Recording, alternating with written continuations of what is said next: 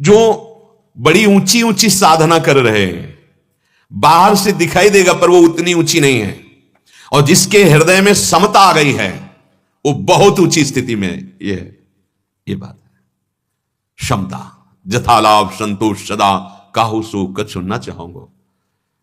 बड़ा विडंबना हो रही है अब साधना में, जहां साधना गुप्त करके करने की भी वृत्ति का विस्मरण, वहां हम साधना को बाहर प्रकाशित करते हैं। क्या चाहिए, किससे चाहिए? साधक सावधान। वो सर्वज्ञ है जिसके लिए आप साधन गुरु कृपा से कर रहे हो। छपाने की जरूरत नहीं, छिपाने की जरूरत। सच्ची मानिए, आज हम छपाने में बिक रहे हैं, छिपने के लिए आवश्यकता है। जब तक सच्चिदानंद भगवान का साक्षात्कार ना हो जाए, फिर तो जैसे पुष्प में पराग आ जाता है तो भौरे मरड़ाने लगते हैं, उनको बुलावा नहीं भेजना पड़ता। ऐसे ही भगवत अनुरागी जिज्ञासु भगवत मार्ग के पिपासुजन अपने आप एकत्रित होने लगते हैं। बिस्तरे सब जग विमल कीरति साधु संगति ना टरे, बास वृंदा विपिन पावे, श्री राधिका जो कृपा करे। आपको चाहिए कि आपका साधन आंतरिक गुप्त भाव से हो। कोई अगर आपको अच्छा साधक कहता है तो आप उसकी बात ना सुने। कोई आपको कहता है पाखंडी, आप उसकी बात ना सुने। अपने हृदय के धन को छुपाने की कोशिश करें। माना कि आप बहुत ऊंची साधना करते हैं, माना कि आपका मन बहुत एकाग्र है, तो आपको लौकिक सिद्धियां प्राप्त हो सकती हैं, लेकिन भगवत प्राप्ति नहीं। संसार बंधन से सुखपूर्वक वही मुक्त होता है जो सम हो गया, क्योंकि भगवान का स्वरूप सम है। इसीलिए सकामी पुरुष जान ही नहीं पाते कि भगवान की प्राप्ति का मार्ग क्या है। उपासक थोड़ा सा भी यदि इस सत समता का अनुष्ठान कर ले तो बड़ी बड़ी साधनाओं से जो लाभ नहीं मिलता, बहुत जल्दी लाभ मिल जाएगा। सम हो जाना, हर समय अपनी प्रसन्नता को सुरक्षित रखना, भगवत स्मरण करते हुए कैसी भी परिस्थिति हो हमको उसमें विचलित नहीं होना। ये युक्ति आ जाएगी जब आप खूब नाम जप करोगे, सत्संग सुनोगे। श्री भगवान कह रहे हैं, बहुत ध्यान देने योग्य विषय है, जहां हम फिसलते हैं उसी का भगवान सावधानी पूर्वक संकेत कर रहे हैं। व्यवसायात्मिका बुद्धि रेके कुरु नंदन, बहुशाखा हृणंताश्च बुद्धयो व्यवसायिनां। हे कुरुनंदन, ये बुद्धि में जो सम है, समता, इसमें बड़ा दृढ़ निश्चय होता है। परमार्थ का ककहरा नहीं पता, और जो परमार्थ की कृपा करके वचन मिलते हैं सत्संग में, शास्त्रों के गुरुजनों से, उनको पकड़ते नहीं। कैसे परमार्थ पे चलोगे, कैसे चलोगे? कितना रुपया तुम्हारे पास हो कि तुम सुखी हो जाओगे? जितना तुम सोचोगे उससे कई गुना यहां भारत में है। ऐसे ऐसे क्या वो सुखी है? जितना भारत में, कई विदेशों में भी बहुत धन है, और जितना त्रिभुवन में धन है, सबका सबसे बड़े धनाध्यक्ष भगवान कुबेर जी हैं। अगर उनके हृदय में शांति है तो भगवान के भजन से है, रिद्धियों सिद्धियों से, नवनिधियों से नहीं है। भगवान के महान भक्त हैं, जितने भी लोकपाल हैं, जैसे श्री धर्मराज जी, ये द्वादश वैष्णव में आते हैं। बिना भगवान के कोई भी धन संपत्ति भोग वैभव आपको सुख पहुंचा नहीं सकता। ये निश्चित बुद्धि उसी के हृदय में प्रकट होती है जिसने भगवान को अपना माना। बिल्कुल नहीं दिखाई देता। जहां कसौटी पे कसो तो बाहर खड़ा नजर आता है, बाहर एकदम दूर। क्या है जीवन तुम्हारा? क्या है, क्या है जीवन? अरे प्यारे, कोई नहीं है तुम्हारा, एक दिन पछताओगे। सिर्फ श्री भगवान तुम्हारे हैं। तुम भी अभी उन्हीं का आदर करते हो, पर अनजाने में। तुम जिन शरीरों को प्यार करते हो, नहीं करते किसी शरीर से प्यार। बार बार समझ लो, अंदर में बैठे हुए श्री भगवान हैं तो उस शरीर से तुम प्यार करते हो। भगवान अंतर्धान हो गए तो तुम उसी शरीर को फूंक देते हो, गाड़ देते हो, फेंक देते हो, जला देते हो। तो जिससे प्यार कर रहे हो यार, उसको जानो, उसको पहचान लो, तो जीवन मुक्त हो जाओगे। नहीं समझ में आ रहा, इस ढांचे में इतना आसक्त है कि सच्चिदानंद को भूला हुआ बस बहता चला जा रहा है काल के प्रवाह में। एक बुद्धि निश्चय वाली इस मार्ग में, एक बुद्धि। अब जीवन दे दिया प्रभु को तो दे दिया, चाहे जो कष्ट मिले, कदम पीछे नहीं। जब अनुमति मिल गई, परमार्थ में कदम रख दिया, तो अब वही कह दे वापस आ जाओ। नहीं, अब जो भगवान का जो विधान होगा वही होगा। अब हम तो चल पड़े प्रभु की तरफ, पीछे नहीं मुड़ेंगे। ये मार्ग है पथिक का। पहला कदम अगर लड़खड़ा गया होता तो वही संसार में होता। अरे अचिंत शक्ति संपन्न भगवान के लिए तुमने कदम बढ़ाया है, कहां किसी का मंगल हो सकता है? नहीं, सर्व मंगलकारी मंगल भवन भगवान के चरणों में समर्पित हो गए तो प्रणत कुटुंब पाल रघुराई। पर निश्चय नहीं है, निश्चय नहीं है, एक निश्चयात्मिका बुद्धि नहीं होती। किनकी? जिनकी भोगों में रति होती, बहुत शाखाओं वाली बुद्धि होती है। मैं ये कर लूंगा, मैं ऐसे कमा लूंगा, मैं ऐसे भोग लूंगा, मैं ऐसा सुख। कभी इन वृत्तियों से कोई आज तक सुखी नहीं हुआ प्यारे। केवल कलह, अशांति, चिंता, शोक, भय। भगवान कहते हैं कि जिसका लक्ष्य नहीं बना है वो परमार्थ में नहीं चल सकता। बिल्कुल पक्की बात है। यदि लक्ष्य नहीं तो पूरा जीवन भेष धारण किए व्यतीत हो जाता है और अंदर वस्तु का चिन्ह भी नहीं होता, अर्थात परमार्थ का ककारा भी नहीं आता है। बड़े भाग्यशाली हैं जो सत्संग के द्वारा परमार्थ को समझकर एक कदम भी बढ़ा दिया तो बहुत बड़ी बात बन गई। एक कदम नहीं चल पाते। बड़े कृपा पा, इसीलिए तो कहा है भाग्यम वरिष्ठम, बड़े श्रेष्ठशाली है। अतिशय कृपा राम की हुई, पांव दे हमारा परमार्थ। बड़ा, अगर गुरुजनों का संग नहीं मिला, महापुरुषों का संग नहीं मिला तो पता ही नहीं चलेगा परमार्थ किसे कहते हैं। श्री भगवान कह रहे हैं परमात्म स्वरूप की प्राप्ति समता से होती है। हृदय सम हो गया, दुख सुख में, मान अपमान में, लाभ हानि में अपने कर्तव्य को प्राणपण से पालन कर रहे हैं, उसके विमुख कोई आचरण नहीं, अभी परमानंद छा जाएगा हृदय में। जो परमानंद का स्वरूप है वो अपने आप प्रकाशित होता है, अपने आप। अंतःकरण में यदि समता नहीं आई तो संसार का राग नष्ट नहीं होता। अगर राग नहीं हटा पाए तो परमात्म तत्व को प्राप्त करने का निश्चय ही नहीं बन पाएगा। क्योंकि एक निश्चय करने वाला ही इस मार्ग में टिक सकता है, नहीं तो ऐसे झंझावात आते हैं कि भाग जाएगा। अपने लोग जानते हो पैर कैसे बढ़ाते हैं? ऐसे पीछे पैर रखा हुआ है और ऐसे कि अगर आंच लगी तो तुरंत पीछे आ गए। कितने ऐसे पीछे? ऐसे पैर नहीं रखा जाता। इस मार्ग में पहले पैर जमा के पीछे वाला उठा दिया जाता है कि चांस ही नहीं है पीछे रखने का। अब वो पीछे वाला आगे ही बढ़ेगा, नहीं तो भले खड़े रहें, पीछे पैर नहीं रखेंगे। बड़ो ही कठिन है भजन ढीक ढरिवो। आ गए हो, सामने तुमको अंगारा दिखाई देगा, पैर रखोगे तो चंदन से भी शीतल होगा। जीवन के अनुभव की बात कहते हैं, ये ऐसे नहीं कह रहे हैं। ऐसा लगा कि अब जो पैर पड़ने वाला है वो सूल पे पड़ेगा, और जे भी रखा कि अब सूल ही सही तो वो फूल बन गया। जे भी देखा ये तो अंगारा है तो चंदन की तरह शीतल हो गया। ये भगवत मार्ग है। ऐसा माया दिखाएगी कि घबराहट पैदा हो जाएगी। अभी कह दिया जाए अभी शरीर छोड़ो, चलो हमारे साथ निकुंज चलो, घबराहट पैदा नहीं। तो बैठे काहे के लिए? बोले निकुंज चलने के लिए। तो चलो ना निकुंज। अभी तो नहीं, अभी तो नहीं, अभी घबराहट पैदा हो जाएगी पक्का। भगवत प्राप्ति मन अभी देख लो। अभी जिनको यह है कि चलो सत्संग सुनते पुण्य होगा, थोड़ा दान पुण्य कर, मन राजी।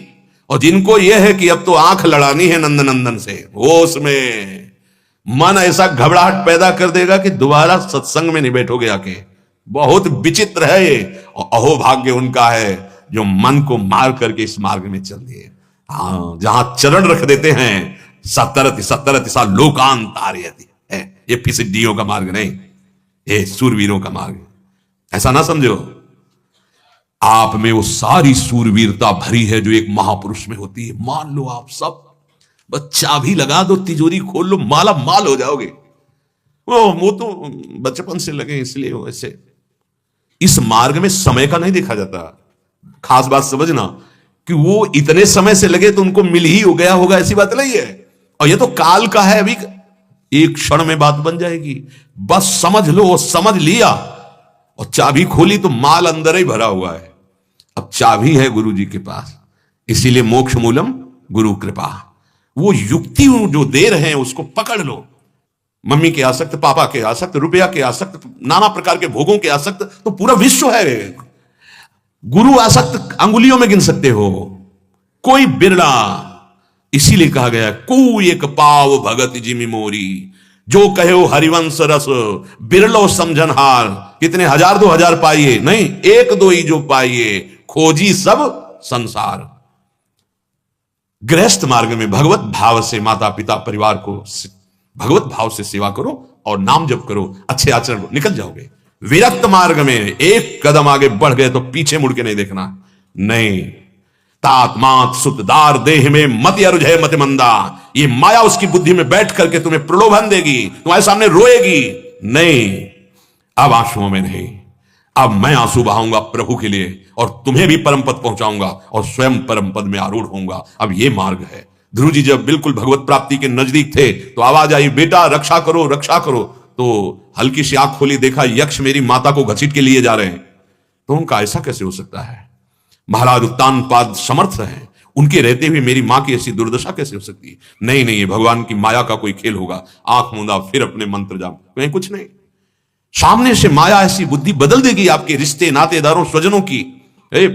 कुछ नहीं बिगड़ेगा, विश्वास मान लो, कुछ नहीं बिगड़ेगा। बस केवल एक जादूगरनी माया अपनी अपनी ये ऐसे अलग अलग अलग अलग फेंक। अब देखते हैं कौन सी गोली काम करती है, अब कौन सी गोली काम करती है। और जो गुरु की युक्तियों से है, तो कहते हैं ना चेला पहलवान, गुरु मेहरबान तो चेला पहलवान का मतलब क्या? किसी और को पटक देना नहीं। काम क्रोध लोभ मोह, मोह ने मार दिया, मोह ने मार दिया उपासक को, चौपट कर दिया, जीवन की धारा खत्म कर दी।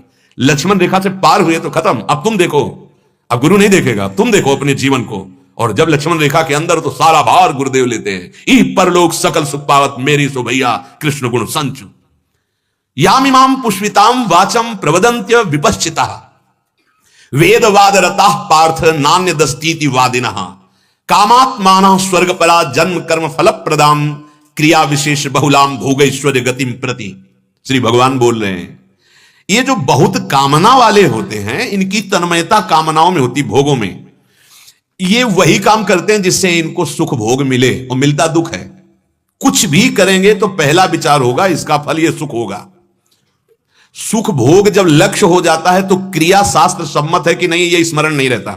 ध्यान देना, जब कर्तव्य लक्ष्य में होता है तो सुख दुख की परवाह नहीं होती, और जब सुख लक्ष्य में होता है तब वो धर्म और कर्तव्य की परवाह नहीं करता, पापाचरण में उतर जाता है। भगवान कहते हैं ये जो ऐसे लोग होते हैं जिनकी बहुशाखा वाली बुद्धि होती है, ये भोगें ये भोगें, ये मिल जाए ये मिल जाए, ये एक निश्चय नहीं कर पाते कि मुझे भगवत प्राप्ति करनी है, नहीं कर पाते। इनके अंदर कामनाएं होती हैं। अगर कभी शास्त्र पढ़ा भी तो उनके दिमाग में वही सूत्र आते हैं, ऐसा करने से ये फल मिलेगा, ये फल अगर ऐसा कर दे तो स्वर्ग मिलेगा। यहां तुम्हारे होश खराब है, मृत्यु लोक में वही भोग तुम्हें चौपट किए हैं, और स्वर्ग में जब बहुतायत से मिलेगी तो तुम्हारी दुर्गति क्या होगी? वहां जानते हो शास्त्र में वर्णन है, तुम्हें एक विमान मिला पुण्य के अनुसार, और अप्सराओं ये सब जो मानो बना बनाया महल उड़ने वाला, हर सुविधा आपको, और बगल से तुम्हारे महल से कई गुना अच्छा, और तुम्हारी अप्सरा जो पास सेवा में उससे कई गुना सुंदरियां उसके। अब वो उसको देख के जल रहा है उस सुख से। कहां सुख है? अच्छा, कितने दिन एक माला पहनाई जाती है, वो माला जिस समय तुम्हारे पुण्य खत्म होने को होंगे, स्वर्ग से भ्रष्ट होना होगा, वो कुमलाने लगती है। अब उसकी जो दशा होती है, कोई वहां को कोई बिका हुआ थोड़ी तुम्हें कि जो तुम्हें अप्सरा प्यार कर रही थी, सेवक प्यार कर रहे थे, वो कहेंगे मेरे स्वामी। जहां पुण्य खत्म हुआ, विमान से धक्का मार के सर के बल वापस चल मृत्युलोक में जा। एक आए को धोखे में। एक जगह ऐसी है जहां शरण ले लिया फिर गले से लगाया, वो हमारे प्रियालाल है। हाँ, धीरे धीरे विषय पंख से हटाकर निर्विषय। पर यही तो हम कह रहे हैं, ऑपरेशन का नंबर नहीं आता, पहले ही थिएटर से भाग पड़ते। ये मार्ग ऐसा है जहां उनको ये हुआ कि मैं विरक्त, अब मन और बुद्धि अंदर से घबराहट पैदा कर दिए। अब वो ऑपरेशन का समय है, बट डॉक्टर ऑपरेशन करने जा रहा है, जन्म जन्म का फोड़ा हटा देगा। इसका फर्क पड़ता है। जैसे आप विरक्त हो तो ये हर समय आपको सावधान करता है, मैं कौन हूं, मेरा उद्देश्य क्या है। नहीं नहीं, मैं वैरागी हूं, मेरा उद्देश्य ये नहीं है, मेरा उद्देश्य भगवत। इसलिए आचार्यों ने परंपरा बनाई गई। गृहस्थ में मेरा उद्देश्य क्या है, भगवत प्राप्ति करना, पर इस प्रवृत्ति मार्ग से। श्री भगवान कहते हैं जिनकी कई तरह की बुद्धि होती है, बहुत बुद्धि लगाते हैं लोग, बहुत बुद्धि। अगर इस बुद्धि को समेट कर सच्चिदानंद मार्ग में लगा दे तो सही कहते सबको भगवत प्राप्ति हो जाए। इतनी बुद्धि है लोगों में, पर उस बुद्धि का दुरुपयोग किया जा रहा है। इतना समय है पर उस समय का दुरुपयोग किया जा रहा है। ऐसा नहीं कि 24 घंटे सब कार्य में लगे हैं। भजन के नाम से समय नहीं। 3 घंटा फिल्म देखने में 1 मिनट भी मन बाहर नहीं जाएगा, और 3 मिनट भजन करने में 300 बार भाग के चला जाएगा। स्थितियां देखो। और भजन से सच्चिदानंद सुख मिलेगा, उसमें पैसा भी लगाया है, समय भी नष्ट कर दिए, और उसमें सब झूठा है। झूठे देखने वाले, झूठा सुनने वाले, झूठे में सुख ढूंढ रहा है। सच्चिदानंद प्रभु की कथा होने लगे तो नींद आ जाएगी, और अपने मन की फिल्म लगी और 3 घंटे नींद आ जाए तो हमें बता देना। रात के 9 से 12 बैठे हो ऐसे खूब चक आंख खोल, और 9 से 12 भजन करो तो सिद्ध हो जाओगे। 9 से 12 रात में भजन करे, दिन भर मेहनत करे, फिर सो ले, और ऐसी दिनचर्या, तो वो गृहस्थ महात्मा है, उसकी चरण वंदना नहीं। मन को संभाला ही नहीं जा रहा। कह रहे हैं ये केवल कामात्मान स्वर्गपरा जन्म कर्म फल प्रदाम क्रिया विशेष बहुलाम भोगेश्वरी गतिम प्रति। ये सदैव ऐसा करो तो ये भोग मिल जाएगा। इस तिथि को यहां जल चढ़ा दो, यहां कड़ुआ तेल का, सरसों के तेल का दीपक जला दो, ऐसा कर लो। वैसे राधा कुछ नहीं करना पड़ेगा, सब कुछ इसी से हो गया। मानो मेरी बात, तस्मात् शास्त्रम प्रमाणम। ये कोई ऐसे नहीं कह रहे हैं। भगवान श्री कृष्ण चंद्रजू कहते हैं कि अगर मुझे कोई खरीदना चाहता है तो मुझे मेरा निश्चित किया हुआ मूल्य, भाई जी से हनुमान प्रसाद पोद्दार, राधा। हरिवंश महाप्रभु कह रहे हैं बड़ी बड़ी साधनाओं से जो फल की प्राप्ति नहीं होती, राधा नामयु कार्यम हेनुदिन मिलितम साधना की कोटि, यदि राधा राधा राधा राधा राधा, मत डरो। राधा नाम और राधा किशोरी का ऐसा स्वभाव है, सच्ची कह रहे हैं, ऐसा स्वभाव न कहीं सुना गया न देखा गया। नेक हूं न रिस्क हूं भूली हूं न, हजारों गलती करे फिर भी जय श्री राधे सामने खड़ा है तो श्री बहुत करुणा में। तो बोले राधा राधा करे और पाप करे, तो तुम जब के राधा राधा देखो, फिर पाप करके दिखाना, हमें दिखाना, क्योंकि पाप करने वाली प्रवृत्ति का ही नाश कर देती है राधा नाम। अगर अभी राधा नाम उस कोटि का नहीं जप पा रहे हो तो जलन पैदा कर देगी तुम्हारे हृदय में। ऐसी वृत्ति गलत सोचने के लिए जहां चलो तो आग पैदा हो जाएगी हृदय में। ये नाम तुम्हें बचा लेगा, नहीं तो ये बस जो जन्म कर्म के चक्र में फंसाता जाए, ऐसी ही हमारी कामनाएं होती चली जा रही हैं। भोग और ऐश्वर्य की प्राप्ति हो, बस ऐसी ही क्रियाएं, हम ये कर लेंगे ये कर लेंगे, ये पुष्पित है, इसमें कोई फल नहीं लगता। यहां संसार के जितने भोग हैं इनमें कोई फल नहीं लगता। आप देखो फल का मतलब है, जैसे श्री गोस्वामी जी ने कहा है, संयम नियम फूल तो फल ज्ञाना और हरिपद रति रस वेद बखाना।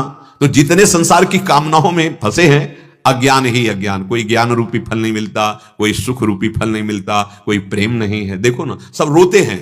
जो यहां प्रेम करते हैं बाद में पश्चाताप करते हैं कि हमको कोई प्यार ही नहीं करता, क्योंकि कोई है ही नहीं तो प्यार क्या करे। और जो हैं हरि, उनसे तुम प्यार नहीं करना चाहते, इसलिए तुम असंतुष्ट हो। श्री भगवान कह रहे हैं भोग ऐश्वर्य प्रशक्ता नाम तया प्रहृत चेतसाम व्यवसायात्मिका बुद्धि समाधौ न विधीयते। हे अर्जुन, ये जो दिखाऊ बातें कही जाती हैं, ऐसा कर लो ये हो जाएगा, ऐसा कर लो ये हो जाएगा, तुम ऐसा कर लो परम सुखी हो जाओगे, इनसे कुछ नहीं, आज तक कोई सुखी नहीं हुआ। देख लो, आप हमारी प्रार्थना मान लेना, आप ग्रहों से परेशान मत होइए, आप डरिए मत। ये भगवत पार्षद हैं, जैसे शनि है, राहु हैं, बृहस्पति हैं, शुक्र हैं, मंगल हैं, बुध हैं। ये जो ग्रह हैं ये तभी पीड़ा पहुंचाते हैं जब आप भगवान से विमुख होते हैं। अगर भगवान के सन्मुख हो और ये सब विपरीत जगह बैठे हो तो भी आपको सुख पहुंचाएंगे, पक्का ये बात समझ लो। जो पे कृष्ण चरण मन अर्पित तो करी है का नवग्रह रंग। ये भगवत पार्षद है। जब जीव भगवान से विमुख होता है तब संपूर्ण जितनी भी दैवी शक्तियां हैं उसको कष्ट पहुंचाती है, अंतर और बाहर से। और जब भगवान के सन्मुख होता है तो सब अनुकूल हो जाते हैं। जा पर कृपा राम की हुई, ता पर कृपा करे सब कोई। सब ग्रह नक्षत्र ऋषि मुनि देवता सब अनुकूल हो जाते हैं। अगर आप भगवत भजन नहीं करेंगे, भगवत आश्रित नहीं रहेंगे, तो ये सब बाहरी से कुछ नहीं होने वाला।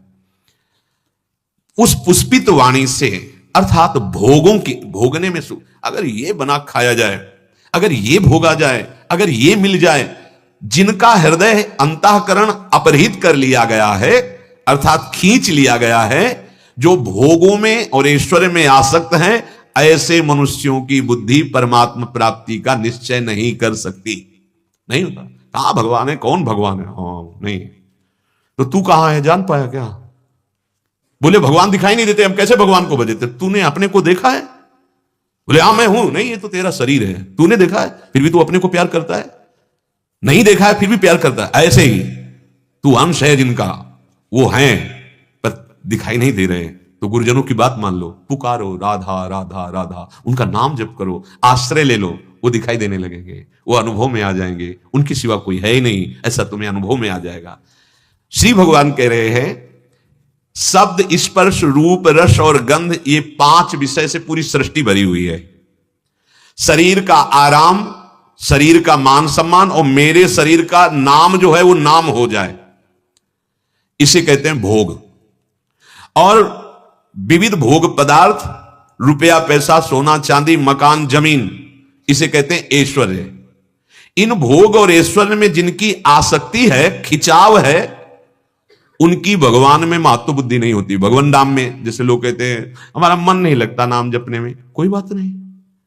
आग को मन से छुओ तो भी जल जाओगे, बेमन छुआ दे कोई तो भी जल जाओगे, भूल से छू जाए तो, श्रद्धा से छू लो तो जलोगे जलोगे, क्योंकि उसमें दाहिका शक्ति है। ऐसे नाम में सर्व सुख प्रदान करने वाली और पाप नाशक शक्ति है। आप श्रद्धा से जपो, बढ़िया है, नहीं श्रद्धा है फिर भी जपो तो भी आपको वही फल मिलेगा, वही जो श्रद्धा से जपने पे मिलेगा।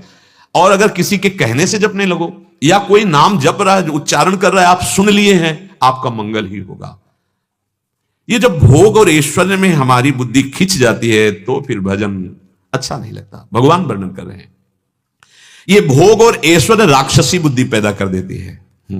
आशु कहते हैं प्राणों को, जो केवल अपने प्राणों को सुखी बनाने की सोचता है वो आसुरी भाव को प्राप्त होता है, मतलब राक्षसी भाव आ जाता है। देखो ना, वो जीव तड़प रहा है, उसको काट देते हैं, उसको भूंज रहे हैं, काहे के लिए? अपने प्राणों का पोषण करने के लिए। तो कौन है?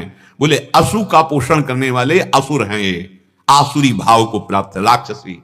ए मानव देह मिला है, राक्षस नहीं हो। देखो राक्षस किसे कहते हैं? जो आसु, आसु माने प्राण, जो केवल अपने प्राण पोषण के लिए दूसरों को कष्ट देते, उन्हें अब उनको पता नहीं, धन के लिए वो ऐसे खिंचते, जैसे देखो वो गिरे मर जाए, चाहे कोई भी अंग भंग हो जाए। इतनी निर्दयता कैसे आ गई? बोले वो राक्षस है, मनुष्य नहीं है, उसके स्वभाव में राक्षस बैठ गया, राक्षसी भाव बैठ गया है।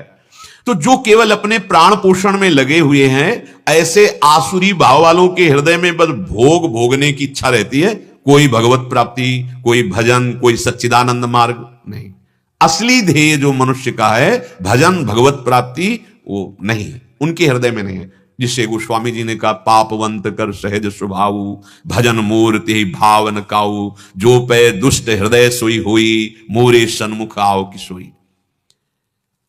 ये जो हम भोग चुके हैं, ये हमारे अंदर बैठ गया संस्कार, जिसको कहते हैं तृष्णा। अब वो याद आती है, ऐसे मन पे फेंकता है सामने, ऐसे से बड़ा सुख मिलेगा। अब वो तृष्णा सापिनी की तरह लहर ले रही। अब वो जो भगवत मार्ग में चलना चाहता है उसको भी, और जो संसार में उसको तृष्णा बख्शती किसी को नहीं, भगवत मार्ग वाला सहता है, नहीं राधा राधा राधा, वो सह नहीं पाता क्योंकि भजन नहीं है। तो वो जैसे एक होती है भोगे हुए भोग को पुनः भोगने की इच्छा, तृष्णा। दूसरा सुने हुए भोग की, जो हम सुन रहे हैं भोगों की चर्चा, उसके भोगने की इच्छा, कामना। ये कामना, वासना, तृष्णा ऐसे मलिन कर देती है हृदय को कि भजन की बात ही नहीं सुहाती।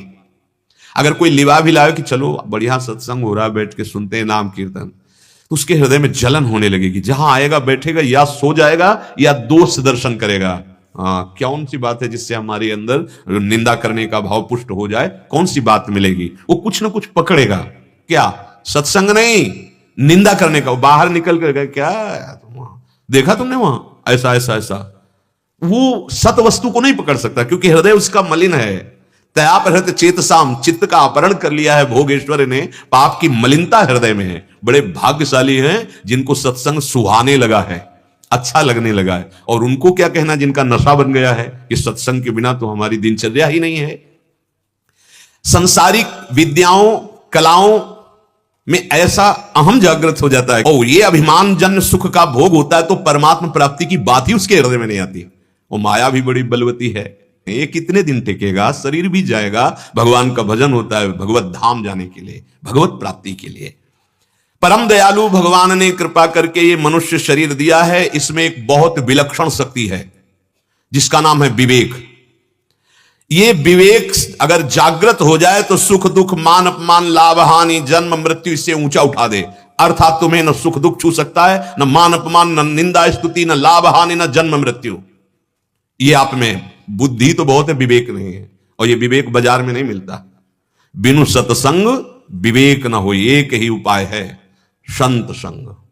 भगवत प्रेमी, भगवत तत्व का बोध प्राप्त किए हुए महात्माओं का संग, इससे शुद्ध विवेक जागृत होता है।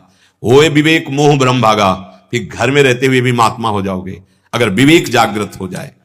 विवेक जागृत हो जाए तो सुख दुख में समान भाव आ जाता है, उसकी इतनी ऊंची स्थिति आ जाती है कि वो सबकी सेवा करता है पर किसी से ममता नहीं रखता। भगवान ऐसे पुरुष को स्वयं अपनी तरफ से दर्शन देते हैं। कितने ऐसे गृहस्थ में हुए जिनको स्वयं भगवान ने दर्शन दिए, क्यों? अपने कर्तव्य पे लगे हुए हैं, कर्तव्य का उन्होंने त्याग नहीं किया और नाम जप कर रहे हैं। तो वो अपनी ऐसी ऊंची स्थिति बना ली कि भगवान उनकी सेवा देख करके रीझ गए, उनकी निष्ठा देखकर रीझ गए, स्वयं दर्शन दिए। ये गृहस्थ धर्म बहुत बड़ा धर्म है। इसे ऐसा मत मानना कि हम गृहस्थ में हैं तो हम ये सब बातें भागवतिक कैसे धारण कर सके। नहीं नहीं, बिल्कुल नहीं। बड़े बड़े परमहंसों का अवतार गृहस्थों में ही होता है। बड़े बड़े साधु महात्मा गृहस्थों के यहाँ पैदा होते हैं। बड़े बड़े संतों को भिक्षा गृहस्थों से ही मिलती है। बड़े बड़े संतों के शरीर में जो वस्त्र आदि हैं ये गृहस्थों से ही आते हैं। गृहस्थ धर्म महान धर्म है। और ऐसे आप सेवा करते हुए और नाम जप कर रहे हैं और धर्म से चल रहे हैं, आपको निश्चित भगवत प्राप्ति होगी। मनुष्य शरीर की सार्थकता है विवेक जागृत हो जाए। विवेक जब जागृत होगा तो नाशवान भोगों के बीच में रहकर, परिवार के बीच में रहकर तुम आसक्त नहीं होगे। तुम में पशु बुद्धि नहीं आएगी, तुम में राक्षसी बुद्धि नहीं आएगी।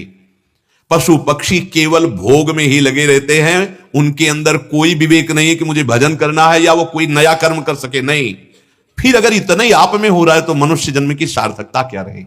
वही भोग, वही नाना प्रकार के प्रपंच में, तो फिर क्या हुआ? विवेक जागृत नहीं हुआ, भजन नहीं हुआ, तो मनुष्य जीवन की सार्थकता क्या? पशु पक्षी भोग योनि है, उनके लिए कोई कर्तव्य नहीं है। वो प्रारब्धानुसार वैसी घटना उनके जीवन में घटती चली जाती है। अच्छा भोग मिला या उनको दंड मिल गया या वो किसी को मार रहे हैं, उनके द्वारा कोई नया कर्म नहीं हो रहा, वो प्रारब्ध से प्रेरित हैं। पर मनुष्य जन्म केवल केवल अपना उद्धार करने के लिए मिला है, अपने कर्तव्य का पालन करने के लिए मिला है। केवल केवल भोग भोगने के लिए नहीं मिला है। धर्मयुक्त भोग स्वीकार करके अपने कर्तव्य का पालन करते हुए अपनों को भगवत प्राप्ति करनी है। मनुष्य के सामने जो अनुकूल प्रतिकूल परिस्थिति आती है वो उसे उठाने के लिए आती है, फंसाने के लिए नहीं। लेकिन ऐसी विवेक बुद्धि ना होने के कारण अनुकूलता का वो भोग करके सुखी होने लगता है और प्रतिकूलता का भोग करके दुखी होने लगता है। वो सुख दुख में पशुवत आचरणों में फंस जाता है। जैसे पशु सुख दुख भोग रहे वैसे ही वो भोगने लगता है। भोग और संग्रह, अगर ये दो बातें तुम्हारे अंदर हैं, जो प्रिय लगा उसे भोगा और जिसे भोगा वो सदैव हमारे पास रहे, तो भगवत साक्षात्कार की चाह भी नहीं प्रकट हो सकती है। परमात्मा प्राप्ति की बात तो बहुत दूर रही, चाह ही नहीं हो सकती है। बहुत सुंदर। क्या?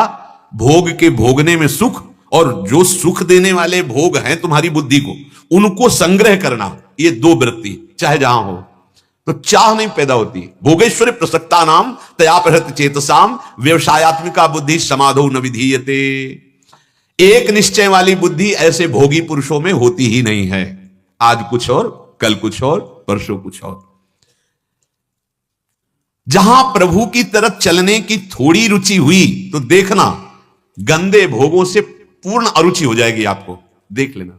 जहां प्रभु की धर्मयुक्त भोगों की बात नहीं कर रहा, जो अधर्माचरण ये बंद हो जाएंगे।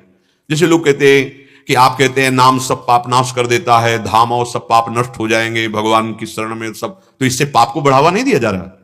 जैसे तुम अज्ञान में हो, रोग से तो ग्रसित है ही, तो सब रोगों के निवारण के लिए औषधियां भी बनाई गई हैं। तो समस्त पापों के नाश के लिए भगवान का नाम गरज रहा है।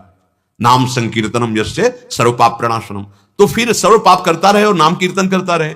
कभी जप के देखो, दीर्घ काल तक जप के देखो, फिर सोचो पाप की वृत्ति ही नहीं रह जाएगी प्यारे।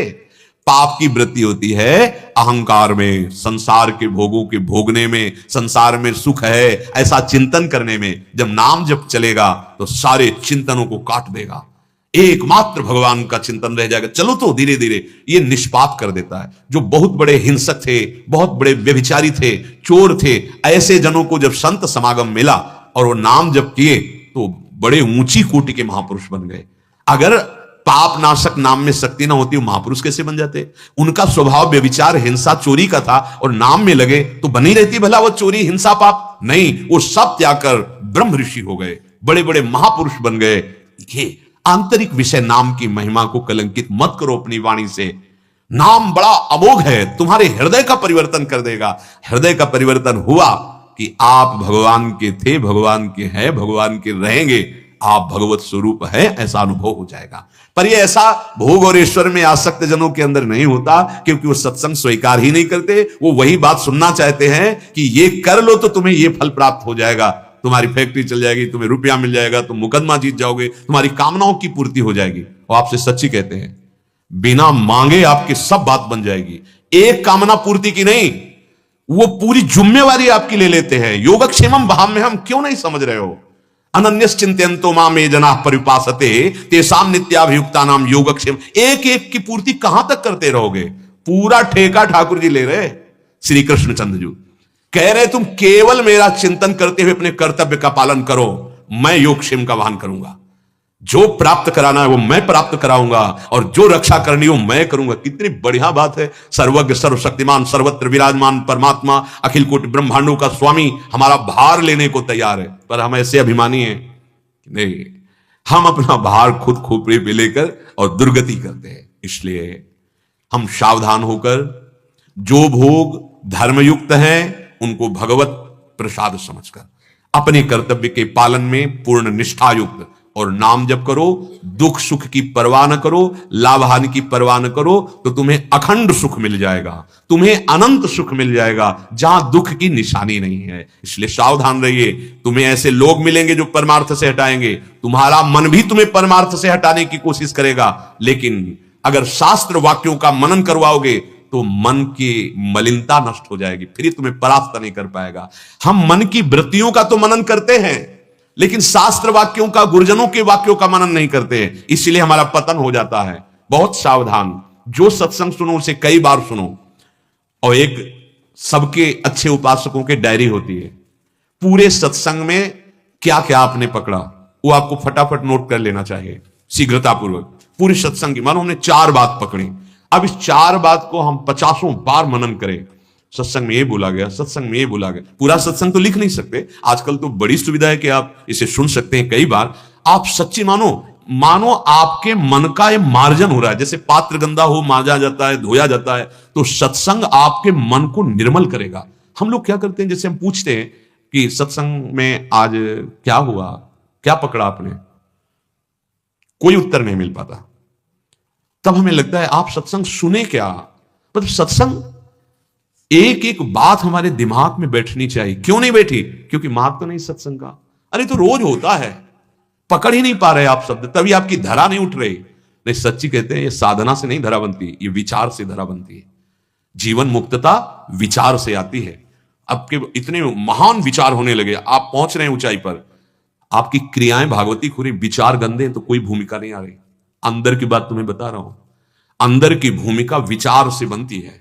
तुम्हारे विचार जितने पवित्र महान होते गए उतने ही तुम ऊंचे उठ गए। क्रियाएं पवित्र कर रहे हो पर विचार तुम्हारे अशुद्ध हैं, तो भूमिका कोई नहीं बनेगी। और विचार सत्संग से बनता है। इसी सत्संग का, शास्त्र के वाक्यों का, महावाक्यार्थस्थ विचार्यताम, बार बार इनका चिंतन कर रहे हैं तो मानो बुद्धि को धो रहे हैं, मन को धो रहे हैं, चित्त को धो रहे हैं, अहंकार को धो रहे हैं, पूरा अंतःकरण निर्मल होकर भगवत स्वरूप। और जब साफ हो जाएंगे ना, तो श्री कृष्ण ही मन है, श्री कृष्ण ही बुद्धि, श्री कृष्ण ही आम है, श्री कृष्ण ही चित्त है। अब अंतःकरण भगवत स्वरूप हो गया और आप जीवन मुक्त हो गए। विचार पूर्वक एक एक क्षण सार्थक कीजिए नाम जपते हुए, कोई हमसे गलती ना हो जाए। अगर गलती हो जाए तो प्रभु के सामने, जो घर में ठाकुर जी विराजमान है, उन्हीं से कहो, किसी से मत कहो। उनके सामने जाके प्रभु गलती हो, आप देखना तुरंत आपको शीतलता मिलेगी। प्रभु गलती, आगे से हम सावधान रहेंगे। आपके बल से प्रभु ऐसा बना दो कि आपके प्रतिकूल कोई गलती ही ना हो जाए।